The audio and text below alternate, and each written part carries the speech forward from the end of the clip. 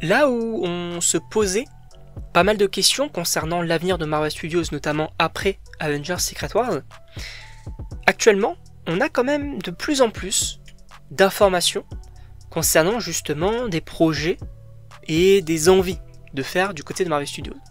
Puis évidemment, bonjour à tous, je suis très content de vous retrouver pour une nouvelle vidéo. Sachez qu'aujourd'hui on va parler des X-Men, avec notamment une date pour le prochain film X-Men. Alors, c'est assez intéressant, pourquoi ?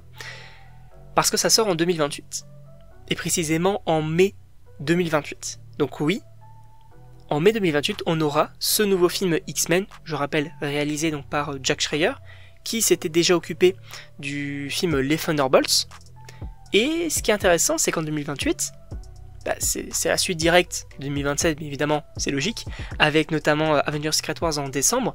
Mais en 2028, on avait un autre film qui, selon du coup notamment Daniel RPK, je crois, pouvait sortir dans ces eaux-là, c'était Black Panther 3, notamment en février.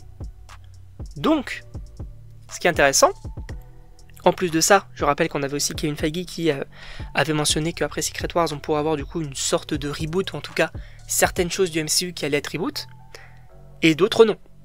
Donc oui, ça se confirme entre gros guillemets, avec par exemple en 2028, un Black Panther 3, donc une suite à Black Panther, etc. Et aussi un nouveau film X-Men. Alors, là où ça va être intéressant, c'est le casting. Qu'est-ce qu'on attend finalement du casting? Déjà, de jeunes acteurs ou des acteurs peut-être un peu plus âgés.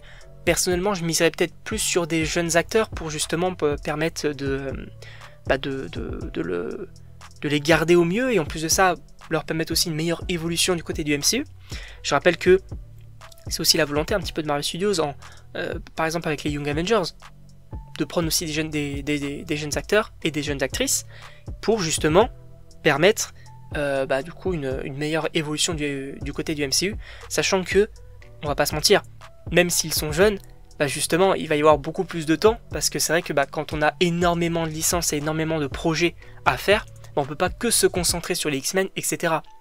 L'un des meilleurs exemples, ça va être, Miss Marvel ça va, mais je veux dire par là qu'on la voit quand même pas mal de fois, notamment dans sa série, dans The Marvels, prochainement dans Doomsday, etc. Donc ok, mais par exemple Kate Bishop, on ne l'a vu que en 2021.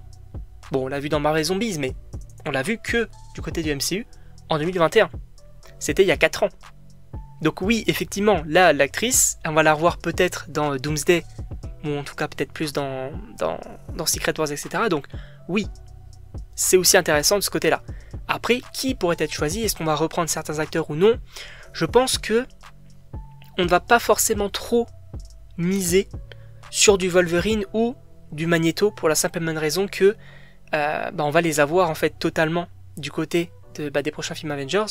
En même temps que les autres X-Men, c'est vrai, mais je pense qu'ils vont être beaucoup plus compliqués à reboot. Peut-être même du Charles Xavier, ça va peut-être être un peu compliqué. Peut-être qu'ils vont reprendre du coup les acteurs de la nouvelle génération. Ça peut être aussi intéressant.